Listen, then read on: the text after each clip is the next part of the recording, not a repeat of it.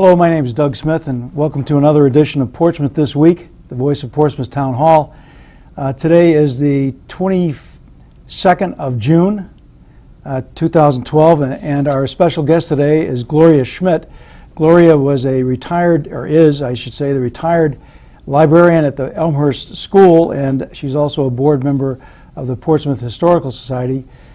She's here today. We're going to talk a little bit about the history of this fantastic place. Welcome, Gloria. Let me just start with, how did you first get involved with the Glen? Well, as a librarian at Elmhurst School, I was looking for ways to teach research. And when you're working with kids that are in 3rd and 4th grade, what really works with them are primary sources, things like interviewing people, looking at maps, looking at photographs, old photographs, visiting places. So I tried to put a unit together around the history of what the kids would see all around us. And that was Elmhurst School and the Manor House next door. So that's where we started with a oral history project. We interviewed people that had gone to school when it was Elmhurst Academy. We interviewed people at the Manor House. We got our information and took photographs, and that's how we began. Now, how long were you the librarian there? Right up until they closed? 19 years. 19 years. No, thank God I didn't have to pack up that library, but I probably retired. Would have broken your heart. It would have, yes. I retired 2 years before it closed, but I was there 19 years, and I actually did my student teaching there too. Okay, what year did it close? It closed 2 years ago, so Okay. that would have been 2010, and I retired in 2008. Yeah, I was fascinated by looking through some of those history projects that your students did. Number one, I thought they were very professionally done. That's probably Yeah. a function of the teacher, but they did some really good work. The history of the Glen obviously goes way back, all the way around the time of the founding of Portsmouth in 1638. Can you give us a little bit of history about the Glen, some of the properties? Yes. One of the things that really helped us was my father, who was an avid historian. While we did that first project, he actually went down to town hall and started going through all the records. So he pulled up the connection with a man named Thomas Cook, and he's actually the first settler on the Glen land, and we have a lot of information about him from early town records, from what the family genealogies, and so he arrived in the 1640s. He had a town grant for that part of the land, but he also bought part of the land from a man named William Brenton, which Islanders know about Brenton Point and Cove and all that. Sure. Right. He started off in Portsmouth, but a whole group of them moved to Newport. Brenton kept his land, but gradually sold it off. So Thomas Cook and his family basically had, from where Glen Road is now and the water, to where Sandy Point is, and all the way up to East Main Road. So that whole block of land that we think about as the Glen was Cook land. So we had his death inventory. We knew what he had, what animals he raised. So that kind of brought that time, that settler period in time, to life for us as students. So we looked at something, a primary source like a death inventory is from that time. It's the best kind of historical sources you have. So the kids tried to do things like find the tools that were listed, and looking at that and seeing what we could figure out from his life by what he had in his property. Now, I read one of the projects which had this inventory in there, and this was a death inventory. This was something that people were required to do when they people normally died? did that in those days. So it's a great source of data on what people used and what they did. Yeah.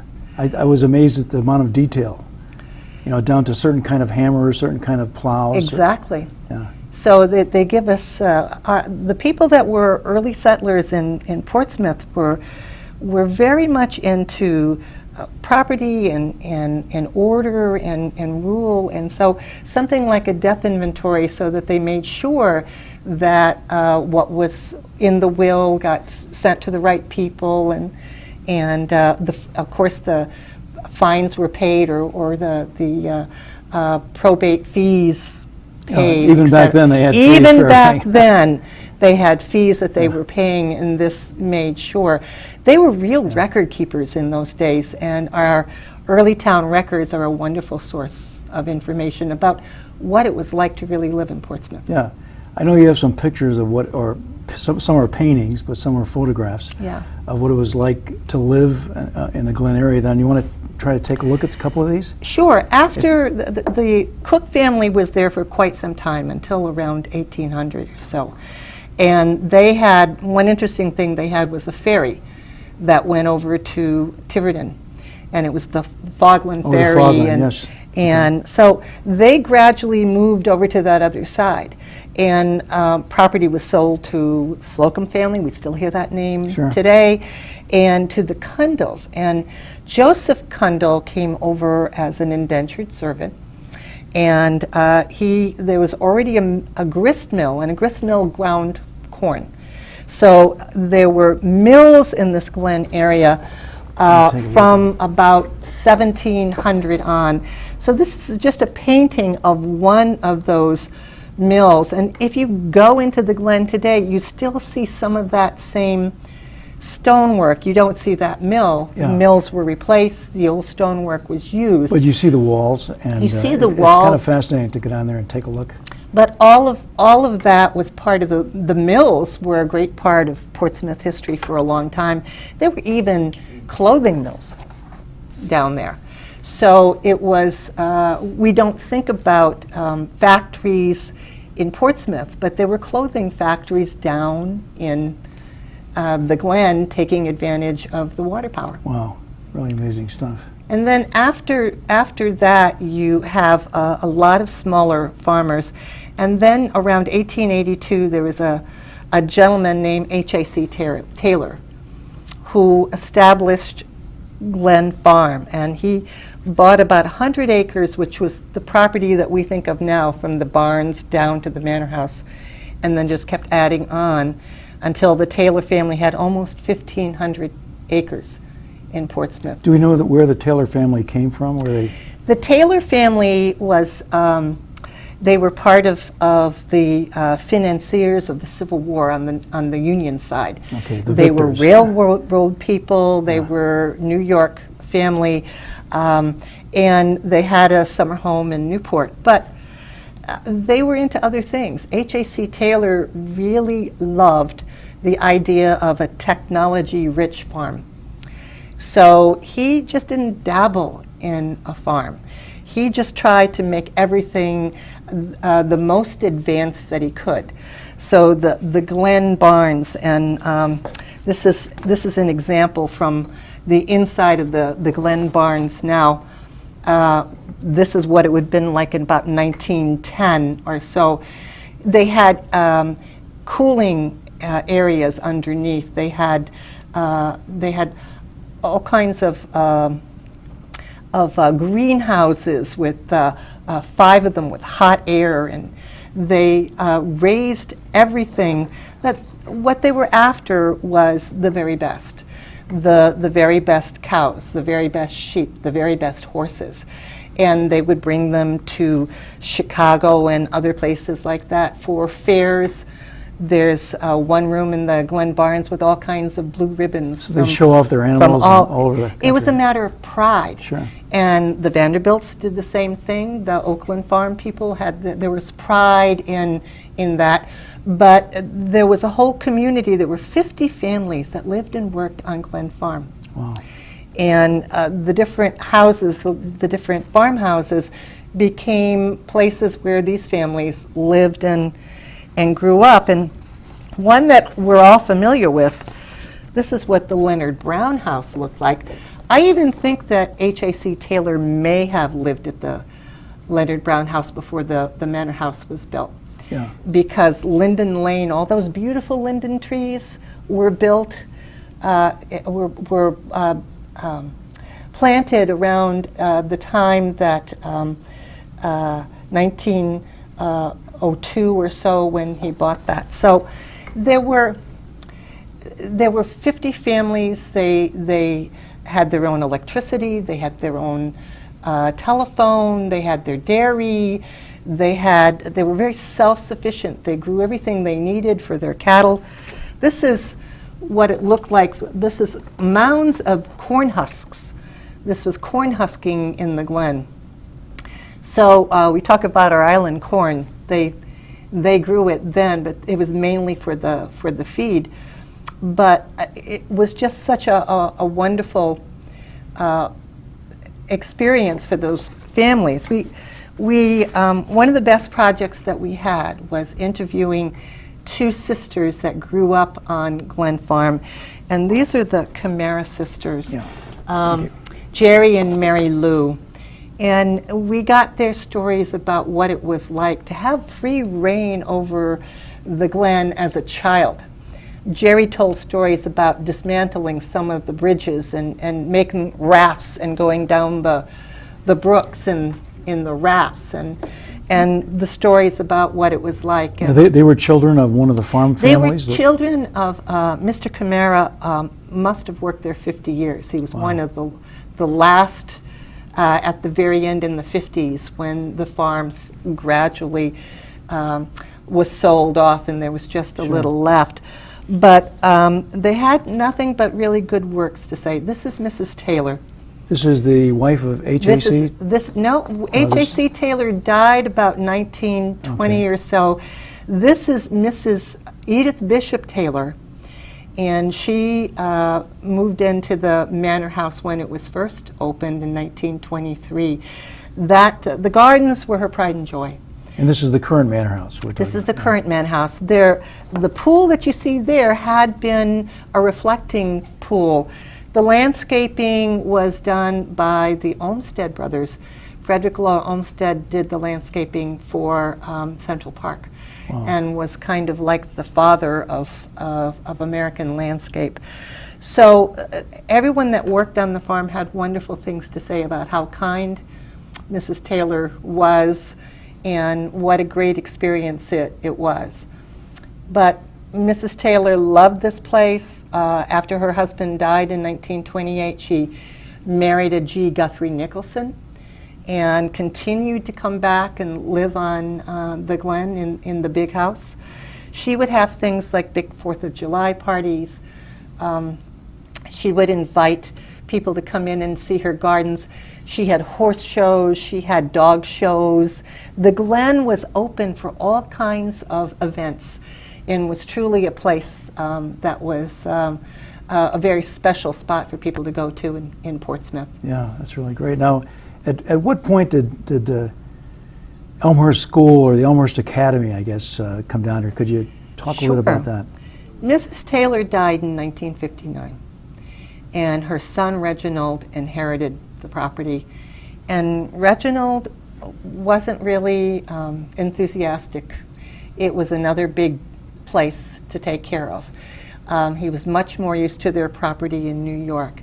So he started to sell off what pieces of the property that he could. So there had been an Elmhurst Academy in Providence, and we were talking about this earlier with Sisters of the Sacred Heart. And the property there was getting old, and the building was not easily repairable. So they went into New York City, and they have a picture at that was sent to the Manor House about the sale of the property. And it was in New York, and the sisters bought the property. And once they did that, they added onto the Manor House. The Manor House became the dormitory for the girls who were there all year. Yeah. And they added on to that. I think you can see this. Yeah, this is a postcard from the Academy. Added on to that was a building that served as the cafeteria, and below that was the kitchen. And then there was a convent. There were a lot of what's called cells around the chapel, and underneath the chapel, underneath that area, were small rooms, because there were not only the teaching sisters, but there were also cloistered sisters whose main daily occupation was to pray.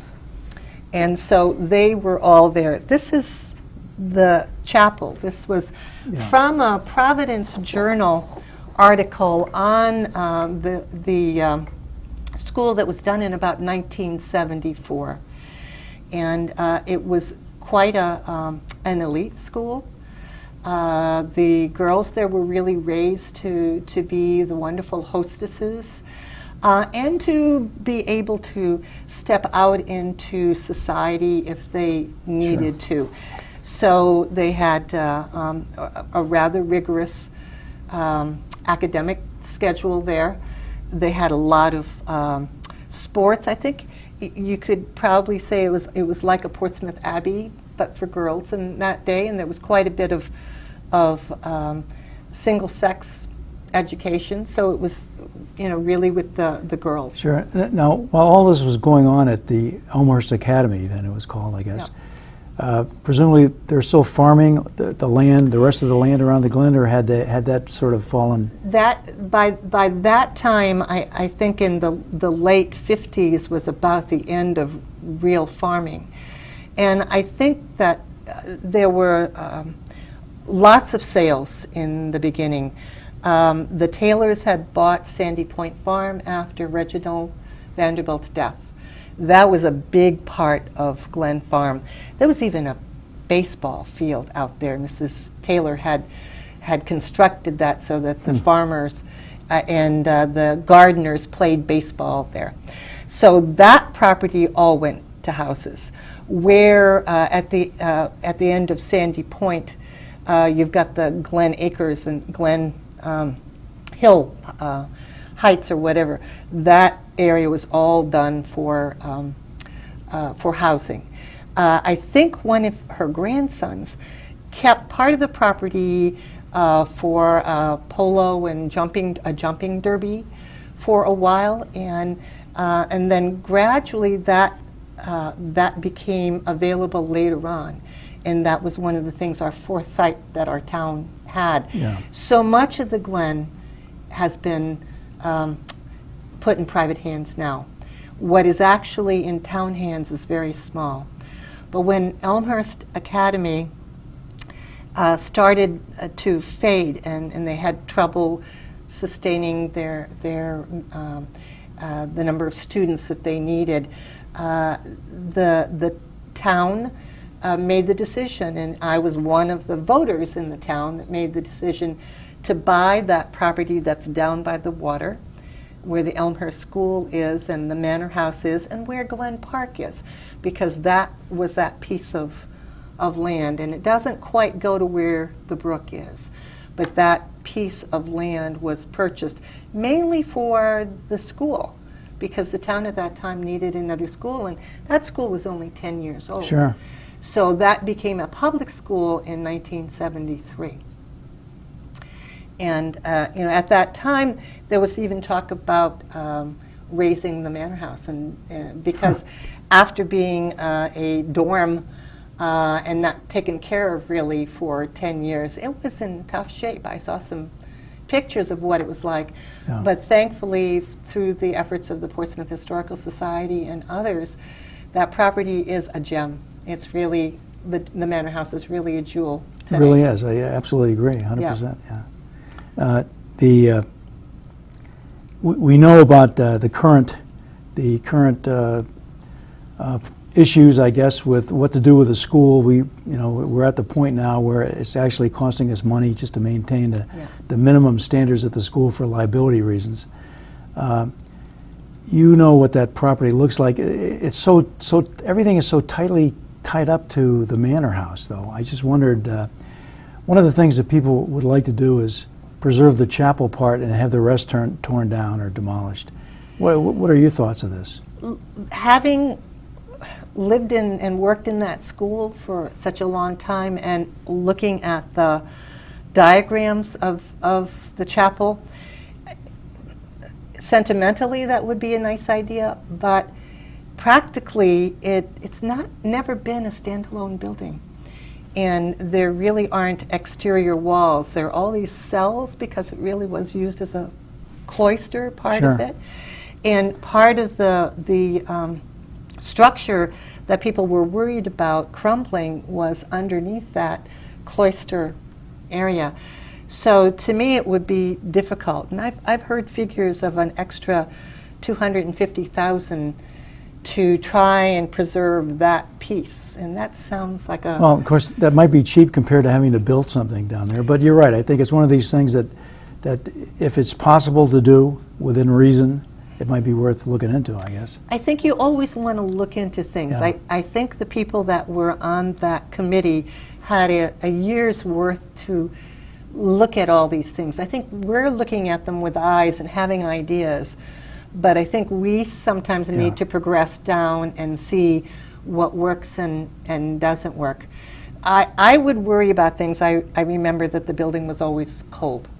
The poor PE teacher that worked down there was always frozen. So we'd have to reinstitute because that was things. the gym. The chapel was the gym. It was the gym, and it was it was also the cafeteria. So the acoustics are really bad. I mean, I was amazed for a chapel. The acoustics were horrendous.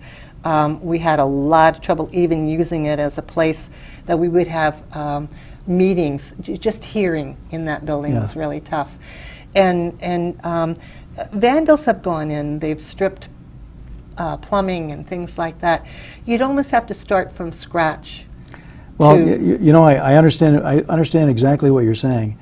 But the thing is, when you walk into this place and you see these magnificent wooden ceilings that look like they were put in yesterday, they look like they're in perfect condition. You see these beautiful stained glass windows, and you say to yourself, "Gee, you know, do we really have to tear this down?" I understand that there are probably issues, and I think we have to look at all those issues and see if there's ways. Yeah. But I think that we have to weigh everything with that. Well, and I think too, I know the town has bought property at the Glen 2 times. 1972, they bought the Glen Manor complex there with the Elmhurst Academy and School. In 1989, they were able to buy with public funds through a referendum the rest of the Glen as we know it today.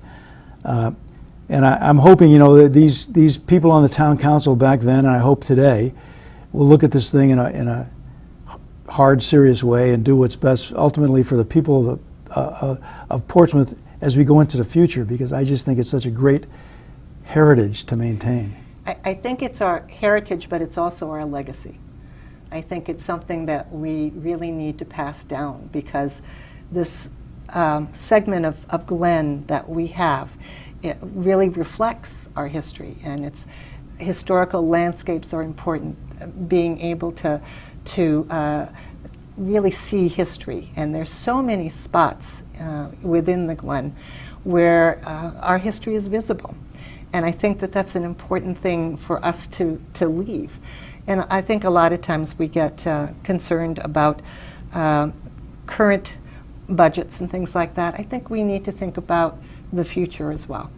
The longer view, I think you're right, particularly on properties like this that are not going to be around. I mean, if this went, especially it was gone. Waterfront property. I mean, there's so little of it in Portsmouth that we have access to. That's so true. So this is a very special piece right on the water. You know, and as I look out on that water, I see the view that Thomas Cook had of Fogland in 1640 something, and that's a very special thing as a Portsmouth resident to be able. I feel like a millionaire when I walk in the Glen property and around the Manor House, and even taking a walk in the Glen. I feel like I'm H.A.C. Taylor and have a run of a very special and beautiful property. Yeah, I agree with you 100%, which gives me a segue into next year. We're going to have the 375th anniversary of the Portsmouth Compact, founding of Portsmouth in 1638. I think this should be something that the whole town celebrates somehow. Can you think of any things we can do where we can bring history into this, like the history of the Glen, for example? And I think that there are a lot of different community groups that all have different segments. We have Glen Farm Committee, we have Glen Park, we have a lot of different groups and organizations that are concerned with different parts of Portsmouth. And I think it would be great if we collaborated on things, and bringing in the Portsmouth Community Theater to do some theatrical presentations of some of the important people in Portsmouth life. I think actually having people come out and see things, tour the barns, do special events at the Manor House lawn, just like Mrs. Taylor had her fireworks for the people. If we had our fireworks at sitting on the Glen lawn. Absolutely. I think events like that, looking at what we did in the past and kind of giving ourselves the experience of it as well. Well, I know you've also done work on looking back on the history of the Battle of Rhode Island, which is that's another area. Fort Butts is Fort another Butts. area we've got to preserve. I mean, that's part.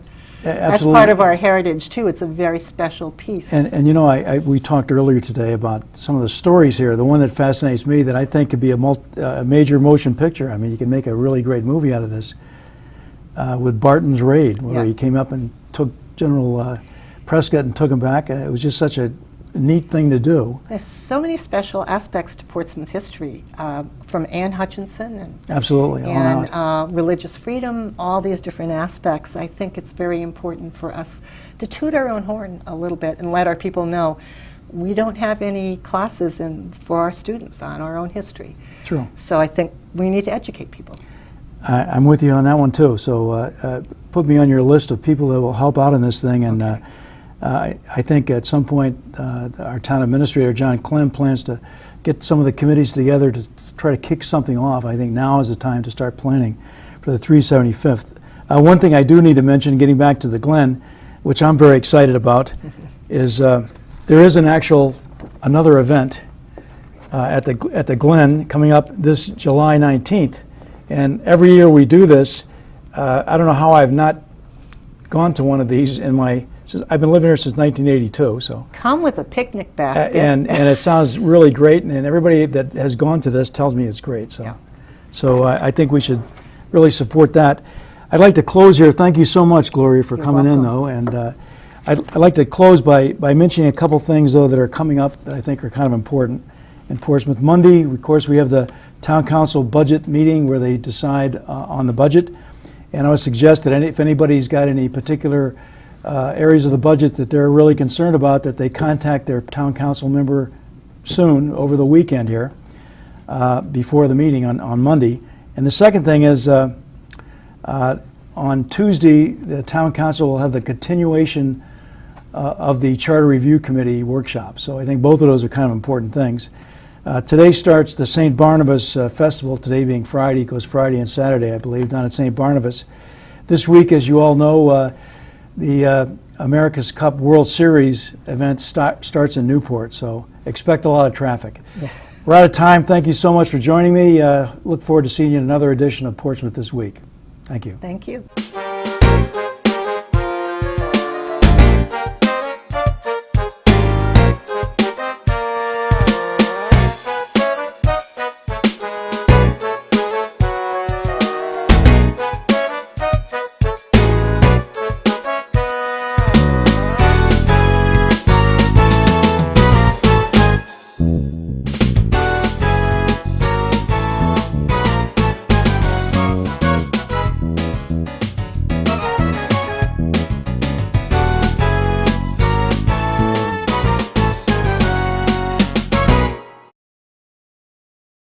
In 2012, Rhode Island's new voter ID law will go into effect.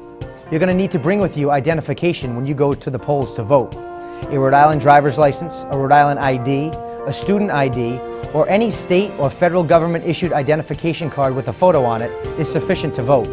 If you do not possess one of those forms of identification, we will provide one to you for free for voting purposes only. For details, please call us at 222-2340.